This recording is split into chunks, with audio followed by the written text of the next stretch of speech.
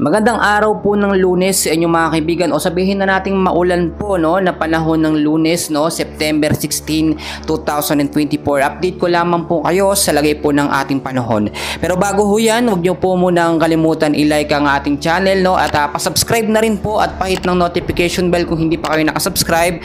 Malaking bagay po yan para ma-notify po kayo at ma-update ko po kayo sa ating binabantayan po na sama ng panahon. Mga kaibigan, ngayong araw po ng Lunes, tatlong weather system po ang ating binabantayan po, At ito po nga binabantayan natin na low pressure area na nandito po sa loob ng ating bansa, na may layo pong 430 kilometers east of Kasiguran, Aurora, ay malaki po ang tsansa na maging isang mahinang bagyo o tropical storm within 24 hours, o posibleng mas maging mabilis pa po ang kanyang pagdevelop, mga kaibigan. At inaasahan po within 24 to 48 hours, malaki ang tsansa nito na mag-landfall po dito po sa may bandang Eastern Luzon po, mga kaibigan. So nakita nyo naman sa ating live radar. Bukod pa po dyan, meron din tayong binabantayan at isa na pong ganap na tropical depression.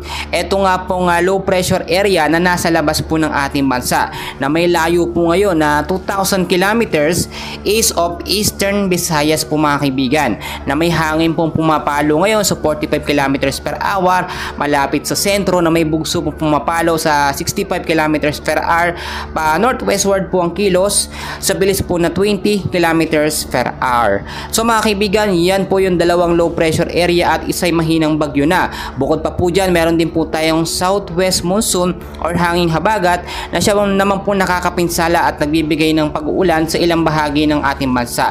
So mga kaibigan, babalikan po natin yung bagyo, or update sa bagyo natin at sa low pressure area. Alamin po muna natin yung hypnosis natin or yung weather condition, weather forecast for today sa lugar po natin dito sa bansa. So mga kaibigan, unahin na po natin sa area po ng northern portion ng Palawan, Occidental Mindoro, Aklan, Antique at Negros sa Occidental. Ang weather condition po dyan, makakaranas po kayo ng monsoon rains or yung pabugso-bugso pong pag-ulan, dahil yan po sa southwest monsoon. At sa area naman po ng Mimaropa, Western Visayas at Negros Island region, occasional rains or yung tuloy-tuloy po na mahinang pag-ulan din ang mararanasan dahil po sa banta ng hanging habagat.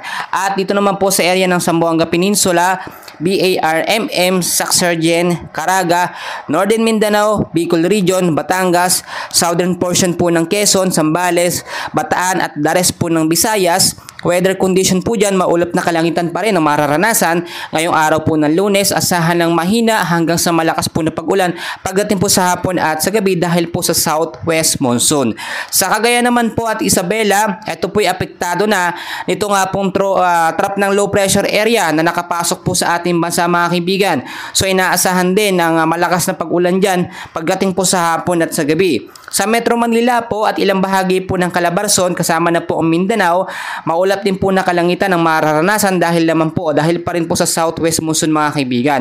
So mga kaibigan, nagtaas po ngayon ng update or nagbigay po ang update ng Philippine Star sa mga lugar po na wala pong pasok ngayong araw po ng Lunes, mga kaibigan, dahil nga po sa banta, ito nga dalawang low pressure area at kasama po dyan ang lumalakas po na hanging habagat. So mga kaibigan, makinig po kayong mabuti, posible pong kasama ang mga eskwelahan po ninyo or mga lugar sa wala pong pasok ngayong araw po ng Lunes. So narito po, mga kaibigan, sa area po ng Iloilo, ang preschool to high school po, public and private, wala pong pasok.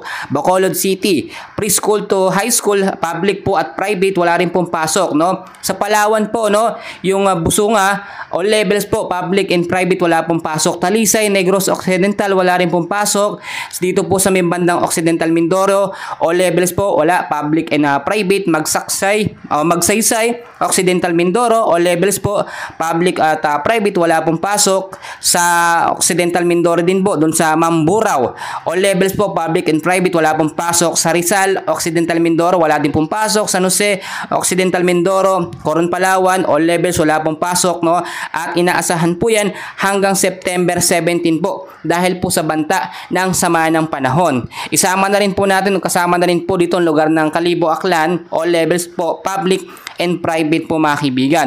So kung titignan po ninyo, hanggat patuloy po ang pinsala nito nga pong low pressure area na malaki ang tsansa maging isang bagyo, no? Ito pong nasa loob ng par natin, tatawagin po natin itong bagyong Hener kapag ka nabuo na po. Yung nasa labas naman po na isa na pong tropical depression on mahinang bagyo ay tatawagin naman pong bagyong Helen. So meron din po tayong update mga kaibigan, at dahil nga po kumpirmado na at lumakas na nga po bilang isang tropical storm, etong bagyo po nasa labas ng par, no? Malapit po ito sa may bandang Guam, no? At binigyan po ito ng international name na Pulasan ng Japan Meteorological Agency, no?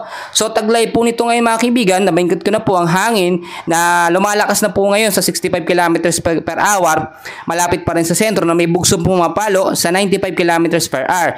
Kumikilis ito pa northwestward sa bilis po, no, na 20 kilometers per hour. So mga kaibigan, hindi naman ito inaasahang tatama sa bansa, ngunit inaasahang papasok ito sa loob ng par sa araw po ng Martes. At tatawagin po itong Helen mga kaibigan. Ito pong nasa labas ng ating par mga kaibigan ang aking pong tinutukoy. So maging handa na lamang po tayo at maging alerto sa banta po ng ating panahon. So mga kaibigan, bibigyan ko lamang po kayo ng konting tips para mapaghandaan po natin itong dalawang sama ng panahon o dalawang bagyo na posibleng mabuo sa ating bansa para maging handa po tayo at maiwasan din po natin yung pagbabaha mga kaibigan. So yung tips ko po, pwede nyo pong sundin ito mga kaibigan. Unang-una, no, manatili po tayong inform sa lagay po ng panahon, makinig po ng balita sa ating update, kaya ugaliin po naka-like at naka-subscribe kayo sa ating channel para lagi ko po kayo na-update. Pangalawa, secure po ang mga ari-arian at mga kagamitan. Kung sakali po magkaroon ng pagbabaha, itaas na po natin, no, sa second floor kung meron po kayong second floor. Pangatlo po, mag-imbak ng supply ng pagkain, no, para hindi na po tayo lalabas kung sakaling may bagyo or bumahaman po.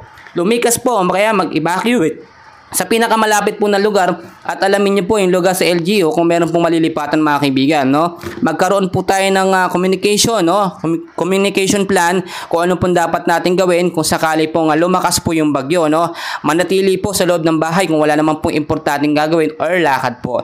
So mga kaibigan, yan lamang po ang update sa ating lagay ng panahon. Ugaliing naka-like at subscribe sa ating YouTube channel at pahit ng notification bell para ma-update ko po kayo sa ating mga susunod na weather update. Maraming salamat po.